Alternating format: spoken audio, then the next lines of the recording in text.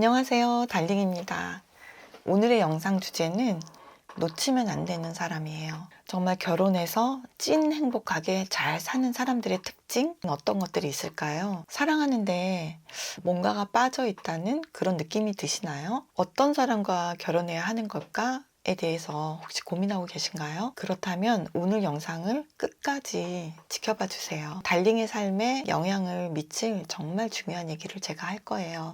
대화가 통한다, 성격이 좋다, 조건이 괜찮다, 이런 정도가 안 되는 사람하고 결혼하는 사람은 없을 거예요. 그렇게 결혼을 했는데도 왜 그렇게 딴 사람이 되어버리는 걸까요? 분명히 우리가 대화가 잘 통했는데 왜 이렇게 불행해지는 걸까? 많은 사람들이 그렇게 얘기를 해요. 사랑하는 사람과 대화가 통한다는 건 그 사람이 가진 의사소통의 기술과는 다른 차원의 일이라서 그렇습니다. 부부 사이에는 더 깊은 차원에 흐르는 것이 있습니다. 친구한테 나이스하고 회사에서 승승장구해도 결혼해서 지옥이 펼쳐지는 이유는 아래의 네 가지를 해결하지 못해서일 수 있습니다. 첫 번째, 포근함입니다. 정서적인 결합을 말해요. 연인이 당신에게 포근한 존재인가요? 남친이 잘해준다, 여친이 착하고 귀엽다, 그 사람이 나에게 사랑한다고 말한다, 이런 순간에 되게 몽글한 감정이 올라오고, 그리고 이것이 정말 사랑인가 봐 하는 감정을 느끼죠. 이건 굉장히 중요한 얘기예요. 안정적인 애착 관계, 특히 스킨십을 할 때는 둘이 정말 육체적으로 결합하면서 하나가 되는 기분이 들고 둘 사이에 정말 아무 경계가 없는 것 같은 느낌이 들죠. 그럴 때 우린 정말 사랑하는 사이구나, 이런 감정을 느껴요. 근데 이런 감정으로 둘의 관계를 확신하고 결혼하고 나서 우리 왜 이렇게 다르지? 이런 상태가 되는 분들이 정말 많습니다. 왜 그럴까요? 정서적으로 깊이 결합되어 있지 않아서 그런 거예요. 달콤함이라는 감정을 정말 지속적이고 안정적인 사랑이 이런 감정일 것이다 라고 생각하기 때문이죠. 이 사람을 사랑하는가? 이 사람이 나를 사랑하는가? 우리의 관계가 정말 오래갈 사랑인가? 라는 질문을 스스로 많이 던지실 거예요. 근데 여기에 더해야 하는 질문이 이 사람이 포근한가예요. 이 사람이 정말 나에게 포근함을 주는 사람인가? 예요. 나의 해방일지 정말 많은 사람들이 사랑했던 드라마이지만 여기서 너무 아름다운 장면이 있었죠. 미정이가 남자에게 업어주고 싶다라는 말을 해요. 당신을 얻고 싶어. 1살짜리 당신을 얻고 싶어. 이게 포근함이에요. 이 사람과 있으면 이 사람을 업어주고 싶은 마음. 연인에게 내가 뭔가 실수하면 안 될 것 같고, 그리고 못난 모습을 보이지 말아야 할 것 같고, 그런 사람에게는 좀 포근함을 느끼기는 어려울 것 같아요. 때때로 슬프고 때때로 작아지고 그런 내 모습을 연인이 어떻게 대하는가, 그걸 한번 떠올려 보세요. 그때 상대방이 나를 정말 포근하게 안아주고 내 손을 꼭 잡아주는 사람인가. 이런 대상을 만나는 거는 당신의 건강과 수명과 직접적으로 관계가 있어요. 버지니아 대학의 심리학자 짐 코에는 여성들에게 MRI 촬영을 하는 실험을 했어요. 촬영 도중에 빨간불이 딱 들어오면 그때마다 발에 좀 약하게 전기 충격이 가해질 거다, 이런 암시를 줬는데요. 이것이 좀 스트레스 중추를 활성화시켰죠. 그런데 남편이 손을 꼭 잡아준 그런 여성들은 전기 자극에 의한 스트레스랑 통증을 훨씬 약하게 느꼈다고 합니다. 결혼 만족도와 행복감을 뚜렷하게 느끼는 부부일수록 이런 효과는 더 확실하게 드러났죠. 사랑한다는 것은 감정적인 도취를 말하는 게 아니에요. 삶의 어려움을 극복하게 하는 어떤 정신적인 보약이라고 저는 말하고 싶어요. 격하게 다투고 경멸적인 그런 태도를 보일 때 스트레스 호르몬 수치가 높아지죠. 그 순간에는 면역력이 굉장히 낮아져요. 사랑하고 결혼한다는 거는 무조건적으로 나를 따뜻하게 해주는 엄마 같은 사람을 내 곁에 평생 두는 것이라는 사실을 절대 잊지 마세요. 만약에 내 삶에 불행하게도 이런 존재가 없었다, 그렇다면 내 삶에 그런 감정을 줬던 어떤 순간을 한번 떠올려 보세요. 친구일 수도 있고 어떤 선생님일 수도 있고 어떤 직장 상사일 수도 있어요. 그때 느꼈던 그 감정을 주는 사람과 결혼해야 합니다. 그리고 두 번째는 나를 만족시키는 사람이에요. 욕구를 충족시켜주는 존재. 두 사람이 진짜 멋진 사랑을 하는가? 라고 했을 때 저는 딱 이 측면을 볼 것 같아요. 이 사람의 삶에 중요한 욕구가 무엇인지, 그리고 나의 중요한 삶의 욕구가 무엇인지, 그걸 서로 충족시켜 줄 수 있는지, 서로 행복하게 해주는 존재란 어떤 걸까요? 사랑한다는 감정일까요? 단연코 아닙니다. 이제 제 질문에 한번 대답해 보시겠어요? 당신의 욕구는 무엇인가요? 달링은 상대방을 충족시켜 줄 수 있는 사람인가요? 이걸 알려면 나는 정말 무엇을 중요하게 생각하는 사람인지를 아셔야 되겠죠. 이거는 좀 나의 성숙함과 상관이 있어요. 이걸 알아챈다는 거는 또 그렇게 쉬운 건 아니거든요. 남자가 능력이 있으면 내 연인이 나를 사랑해주면 행복하겠지? 이런 생각으로 사귀고 그리고 결혼까지 하잖아요. 두 사람이 끝까지 대화해야 하는 건 우리는 어떤 걸 중요하게 생각하지? 그걸 우리는 살면서 서로 충족시켜 줄 수 있을까? 이겁니다. 윌리엄 글래서라는 유명한 현실치료 심리학자가 있어요. 이분이 인간의 욕구를 5가지로 표현했거든요. 생존의 욕구, 사랑과 소속의 욕구, 그리고 힘, 권력에 대한 욕구, 자유에 대한 욕구, 그리고 즐거움에 대한 욕구예요. 한번 생각해 보세요. 이 중에서 나는 무엇을 중요하게 생각하는 사람인가? 예를 들어서 남편은 생존의 욕구가 중요한 사람이에요. 그래서 그 수단을 돈으로 생각해요. 나는 돈을 많이 모아서 돈을 아끼고 나의 생존의 욕구를 지킬 수 있다고 생각하는 사람이에요. 그리고 상대방은 즐거움을 중요하게 생각하는 사람이죠. 버는 돈의 10% 20%는 무조건 문화생활을 즐기면서 살아야 돼요. 여행을 해야 돼요. 이 두 사람이 사랑해서 사는 거잖아요. 그러면 두 사람이 살면서 서로 얼마나 배려하려고 애쓸까요? 뭔가 부족하다고 내가 충족되지 않는다, 내가 포기하고 있다라는 느낌을 가질까요? 그리고 또 그 끝에 얼마나 많이 싸울까요? 예를 또 들어볼까요? 나는 성욕에 대해서 내가 알아차리지도 못하고 내가 즐거움을 성욕에서 굉장히 많이 만족하는 사람이구나 라는 걸 모르고 결혼했어요. 그런데 나중에 알고 보니 내가 이걸 너무 중요하게 생각하는데 상대방은 정말 관심이 너무 없어. 상대방은 음식에서 즐거움을 추구하는 사람이야. 이랬을 때 이런 원초적인 욕구를 서로 다른 방식으로 충족하면서 살아간다고 했을 때 자신의 욕구를 얼마나 무시하고 억눌러야 할까요? 얼마나 빈 마음으로 서로를 바라보면서 회피하면서 대해야 할까요? 또 한 사람은 권력의 욕구가 매우 중요해서 인생에 끊임없이 도전하고 성장하고 이런 삶을 치열하게 살아가요.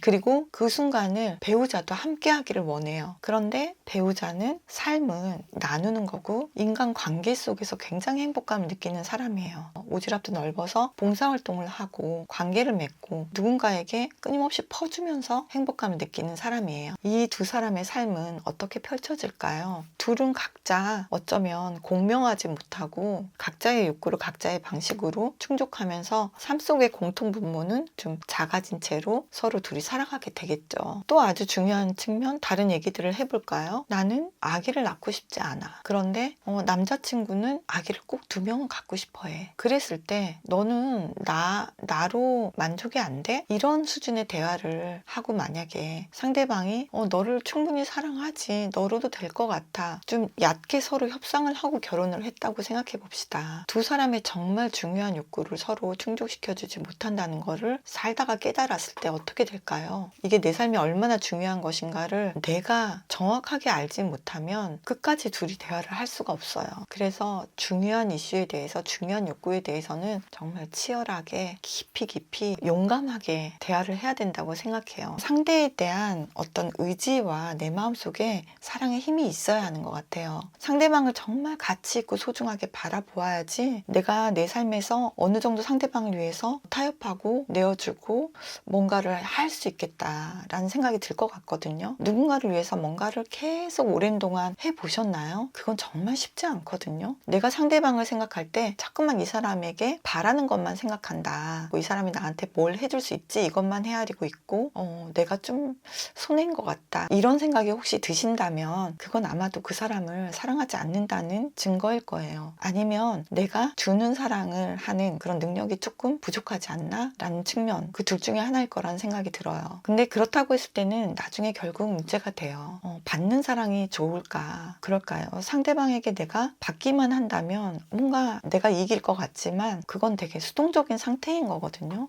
어찌 보면 되게 취약한 상태인 거예요. 상대방이 나에게 더 이상 어떻게 줄 수 없는 그런 상황이 올 수 있잖아요. 그리고 반대로 내가 주어야 되는 그런 상황이 왔을 때 그때 이 관계가 깨질 수 있는 거죠. 또 상대방이 어느 순간 되게 외롭고 지쳐서 다른 관계를 원하는 그런 국면이 올 수도 있는 거예요. 정말 변하지 않을 것 같아도 뭐 10년, 20년 지나면 그 사람이 어떤 계기로 되게 내면에 큰 변화가 일어날 수 있거든요. 그리고 3번째, 독립되어 있는가예요. 독립적인 존재인가, 원가적으로부터 독립되어 있는가. 원가족은 내가 자녀로 있는 그 가족을 말해요. 원가족 이슈가 내면에서 정말 잘 해결되어 있는가예요. 분리되어 있는가를 보아야 해요. 나는 자녀인데 자녀로 존재하는 게 아니라 그 이상의 존재가 되어 있는 경우를 말해요. 예를 들어서 부모가 되게 사이가 안 좋으면 그 배우자의 자리를 자녀에게 기대하는 경우가 있거든요. 한 분이 일찍 돌아가셨거나 아니면 이혼했거나 아니면 가장이 너무 무능하거나 그랬을 때 성별과 상관없이 심리적으로 배우자의 자리에 자녀를 오랫동안 둔 경우가 있어요. 미숙한 부모인 거죠. 엄마가 딸에게 남편의 역할을 기대하는 경우도 있다는 거예요. 예를 들어서 아들을 남편보다 더 많이 사랑해서 남편에게 만족하지 못해서 심리적으로 남편의 자리에 아들이 있어주기를 원했을 때이죠. 엄마와 일찍부터 심리적으로 융합된 상태로 아주 오랜 동안 살아왔기 때문에 성인이 되어서도 그걸 알아채지 못하고 그 상태가 유지되는 거예요. 마치 연인처럼, 마치 남편처럼 융합이라는 단어로 표현하거든요. 심리학에서는. 이런 상태로 결혼을 하게 된다고 생각해 보세요. 그러면 이 가족은 원팀이 되지 못해요. 그 상태에서 자녀가 태어났다고 생각해 보세요. 아내는 남편의 빈자리를 아들에게 어쩌면은 요구하게 될 수도 있죠. 그러면 그 악순환은 대를 이어서 반복하게 되는 거예요. 결혼 지옥 그 이상이죠. 그러면 보통 흔하게 조언할 때 상대방의 가족을 봐야 돼. 이 얘기를 하잖아요. 그 말은 되게 맞는 말인데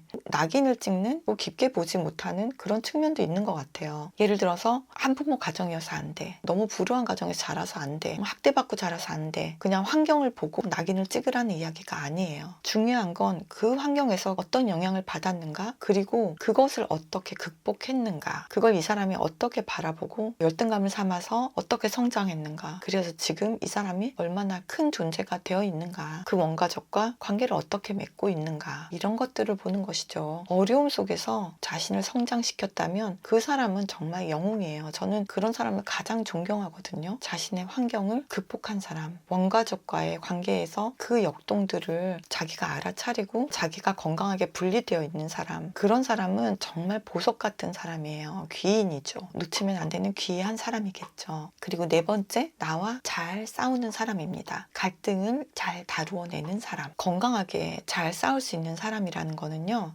예를 들어서 어떤 커플이 우리는 단 한 번도 싸워본 적이 없어요 라는 커플들 있잖아요. 그런 커플은 정말 서로가 서로에게 너무 잘 맞는 천사가 둘이 만났거나 아니면 한쪽이 계속 양보하는 관계일 거예요. 한쪽은 그냥 무조건 져주는 아니면 이길 힘이 없는 그래서 힘의 균형이 깨져 있는 그런 관계일 거예요. 잘 싸우는 커플은 힘의 균형이 잘 잡힌 커플이에요. 생각의 끝까지 감정의 끝까지 이야기를 나눌 수 있을 만큼 서로 믿음이 있어야 하죠. 내가 끝까지 말했을 때 상대방에게 받아들여질 수 있다는 그 믿음 그게 있어야 얘기할 수 있겠죠. 싸우면 그리고 해결 방식이 반드시 존재하는가 해결 방식이 반드시 있어야 돼요. 서로 누군가 포기하고 회피하는 방식으로 다툼이 끝나는 게 아니라 긍정적으로 어떤 결론을 낼 수 있는 단계로 그런 방식으로 싸우는가이죠. 대화가 잘 통한다. 이걸 굉장히 결혼에서 그 관계에서 중요하게 생각하시잖아요. 대화를 잘하는 사람은 갈등을 다루는 대화를 할 줄 아는 사람이에요. 대화법을 연습하면 대화를 잘 할 수 있다라고 흔히 생각을 하시는데요. 대화를 잘하는 사람은 결국 성숙한 사람입니다. 연인은 좀 첨예하게 다툴 때가 있잖아요. 그럴 때 자기 좀 부끄러운 밑에 있는 감정 이런 것도 자존심 내려놓고 대화할 수 있는가. 싸우면서 다져지는 찐사랑은 싸우고 나서 반드시 서로 좋은 결말을 내고 서로 좀 더 행복한 상태가 되는 거예요. 한쪽이 이기는 게 아니라 반드시 서로 윈윈하는 방식으로 서로 더 깊어지는 방식으로 싸운단 말이에요. 이렇게 싸우고 있다라고 하면 결혼해도 정말 잘 삽니다. 오늘의 영상이 유익하셨나요? 이 네 가지를 충족하는 성숙한 사람이라면 이미 놓쳐서는 안 되는 정말 귀한 사람일 거예요. 달링의 사랑이 삶 속에서 계속 이어지고 깊어지기 위해서는 이 네 가지 조건을 정말 단 하나도 놓치지 않으셨으면 좋겠어요. 만약에 사랑하는 사람이나 나 자신이 이 중에 결여된 부분이 있다면 그걸 이 기회에 한번 채워보세요. 아까 말씀드린 돈의 자유가 없다. 내가 이걸 알게 되었을 때 정말 내 삶에 이걸 결정하는 중요한 순간이 있었어요. 되게 상처를 주는 그런 순간. 그러면 그 감정들을 다루고 그 장면을 해결을 하면 나를 좀 억압하고 건강하지 않은 그 욕구가 다른 욕구들로 전환될 수도 있는 거죠. 내가 생존을 위해서 그렇게 돈에 집착할 필요가 없는데 그러지 않아도 나는 행복할 수 있는데 그래서 생존의 욕구를 건강한 수준으로 좀 낮출 수 있는 거죠. 깊은 대화를 하면 서로 정말 그 계기로 성장하고 깊어지고 성숙해지는 이유가 이런 것들이에요. 진짜 서로 조율이 정말 끝끝내 안 되겠다 싶으면 서로를 위해서 정말 잘 빠이빠이 해줄 수도 있는 거죠. 그것도 사랑의 방식 아닌가요? 달링의 충만한 사랑을 저는 정말 응원하니까요. 제 영상이 도움이 되셨다면 구독과 좋아요 부탁드리고요. 그리고 달링이 경험하고 계시는 사랑이나 생각들을 댓글창에 나눠주시면 다른 달링들에게도 많은 영감이 될 것 같아요. 달링의 충만한 사랑을 응원합니다. 오늘도 사랑합니다, 달링.